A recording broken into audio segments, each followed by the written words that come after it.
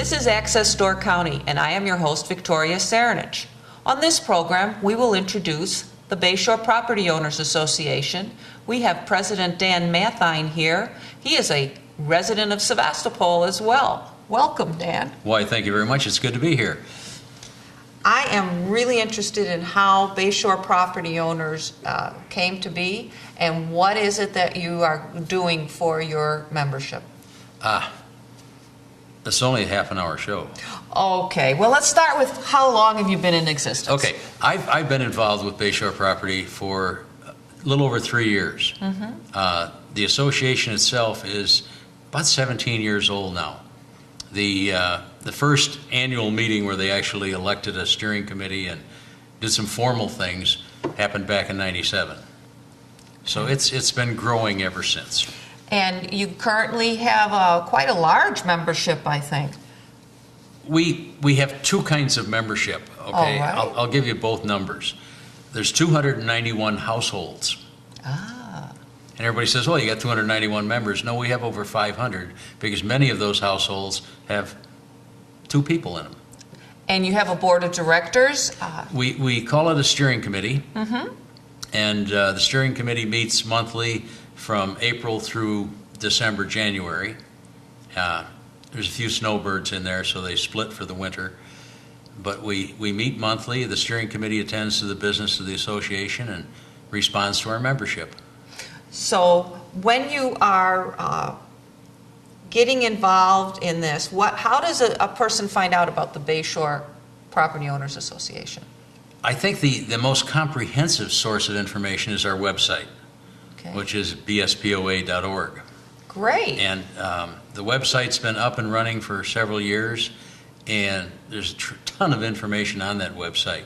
For people who are not web savvy, they probably wouldn't be watching this on the internet if they don't have an internet connection. But many of our more mature members, people as old as I am, don't actually have a PC. Okay. So they just talk to a neighbor. They call us on the phone, send us a letter. We're pretty flexible.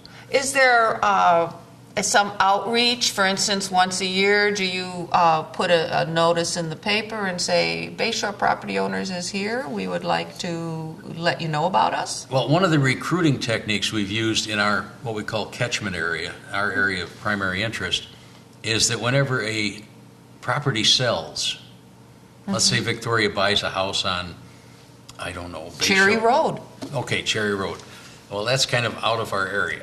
Okay. But if you buy a house on Birch Lane or Lori Lane, we look at the real estate transactions and we will send you an invitation along with a newsletter and information about the association. Oh, you mentioned the newsletter, and this, you brought the most recent one. I have some older ones, and why don't you describe your newsletter for us a second? Okay, the newsletter, we print about 350 copies, and it goes to town board, village officials, goes to the county board, and it goes to all of our members. So you actually are not only letting your membership know what the association is doing, but you're letting the local government officials and functionaries know what your association members are interested in. Exactly. And most of the articles in the newsletter actually come from ideas from members. In this winter newsletter article, there's an article on, I don't even know where it went, on the amazing bat caves up at Horseshoe Bay. Sure. Mailbox versus snowplow. Oh, well, that's a big issue this winter, since we've had it 3 winters long. I think, yes. Well, one of our members called in and said, hey, snowplow knocked down my mailbox. What are we going to do? Okay. So we researched it with the County Highway Commission and the post office and put information in for all of our members. So when you talk about, you mentioned your catchment area, you mean what is the geographic area that Bayshore Property Owners is generally reaching out to? If you start on the northern border of Sturgeon Bay at Bluebird Lane, go right on up Bayshore Drive till you get to Murphy Park. Okay. Which is the south end of Egg Harbor. Yes. About 17 miles long. So people who live not only on Bayshore, but the feeder roads. Okay. And when I was looking at some of the activities you were involved in, they cover a lot of that area. Part of it is the stretch of Green Bay, and there was some water testing that Bayshore property owners was involved in? Bayshore property owners worked with the University of Wisconsin-Oshkosh over an entire summer testing the water on Green Bay. What we're talking about there is testing for nitrates and contaminants. And every week, some of the volunteer members would put on their waders and go out into 4 feet of water and reach down and open a jar. It was cold work. And then they would supply the test samples to the university so that they could measure contaminants on Green Bay. So that was really a great way to help the University of Wisconsin at Oshkosh collect the data, which they wouldn't have been able to be so comprehensive otherwise. Right. And it benefits the Bayshore property owners because they're getting more information on what they need to do to maintain a good water quality. Exactly. Another thing we did as volunteers, we took GPS readings of Phragmites along the Bayshore. And Phragmites is, you're interested in that because? Oh, Phragmites is an invasive species. There's two kinds. There's Phragmites americanus and Phragmites australis. The Native American Phragmites are no problem. But the Australian imports, they have a lot of good actors, but boy, their weeds are terrible. So the Australian imports just choke out the Bayshore. And two of our members actually walked to the Bayshore with a GPS and provided all those GPS coordinates to the Door County Invasive Species team so that they could identify exactly where they are and get grant money to go after them. Thank you very much for doing that. And something else I saw you were involved in was the Hutter property. And there's some land trust property just at the northern edge of Bayshore in Sevastopol. And what is it that the Bayshore property owners does with the land trust, and what did they do specifically with Hutter property? With the Hutter properties, the association lent its voice to assist the Door County Land Trust in purchasing that property to preserve it, because it's just it's called the Bayshore Blufflands. Okay. And it has a very good ecological balance. When it was initially purchased, unfortunately, it was kind of overrun with invasive honeysuckle and buckthorn and all kinds of invasive plants.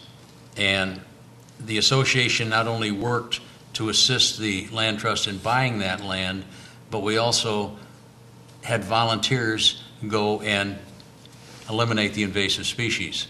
And we continue to have work parties out there on an ongoing basis. And where exactly or relatively is the Blufflands? The Blufflands is between Bayshore Drive and Reynolds Road, just south of Carlsville Road. And there's parking lots up above and down below.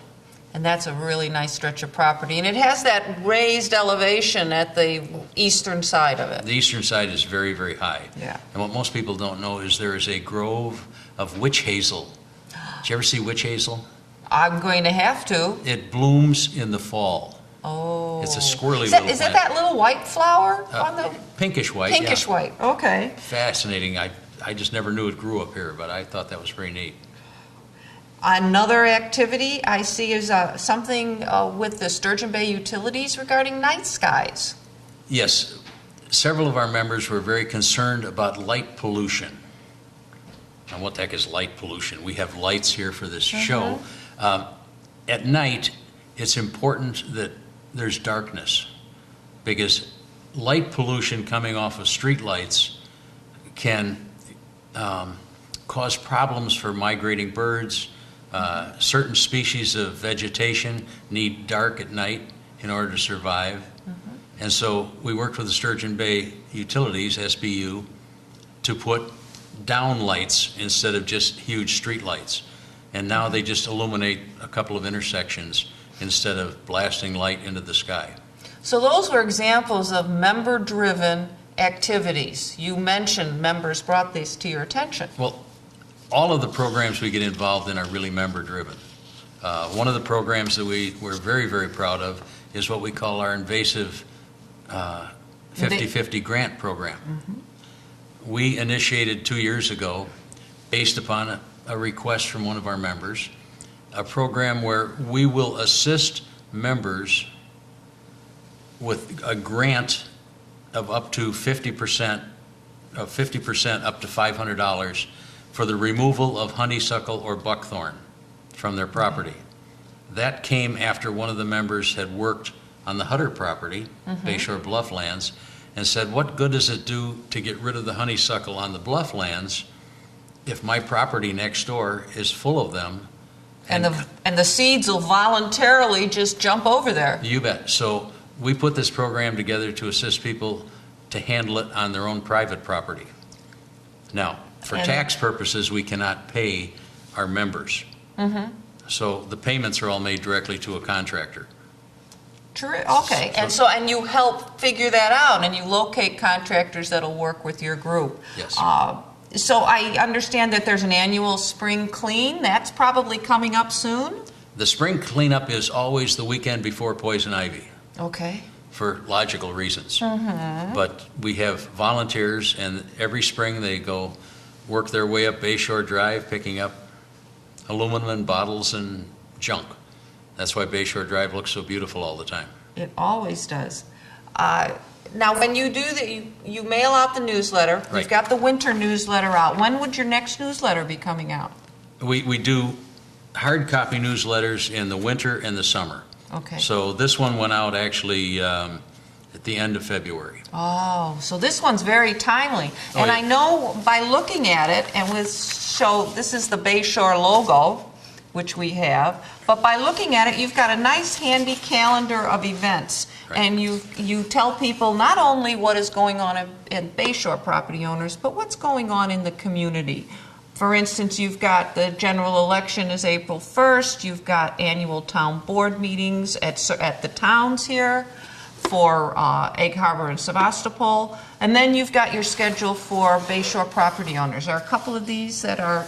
Well, the Door County Festival of Nature and town board review meetings, we want our membership to have as much advance notice as possible of when things occur. Another example is we're very supportive of the silent sports, the triathlons and the Ironman races and that sort of thing. Makes a lot of them come down through our area. Sure. And we also want people to know that we have an annual meeting. And when is that? That is usually late September of each year. I think it was 2 or 3 years ago, we had to cancel because of that horrendous windstorm that knocked everybody out. Knocked all the trees down and yes. the power lines. But it's usually close to the end of September, and we try and schedule it so that it doesn't conflict with Pumpkin Festival. Pumpkin Patch, Yeah. Fall Fest, and all of the big festivals we have here. So that's terrific that you get the newsletter out. You keep things more current on your website, though, I bet. You have more updates to that. Oh, definitely. The website gets updated as soon as we find out some information. And like I say, we do hard copy twice a year. And the winter one goes out end of February. Summer one, usually we kick out sometime early August.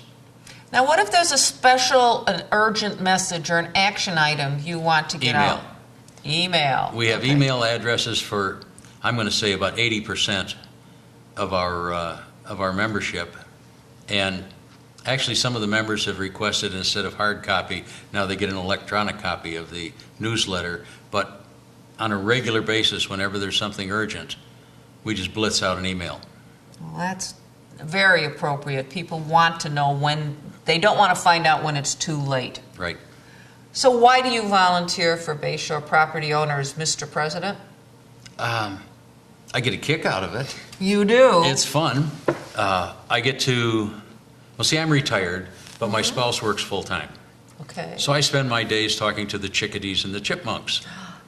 And this is a great opportunity for me to interface with some really creative, go-getter type people. It's just fun. And you have your monthly meetings from April through the late fall, or? Correct.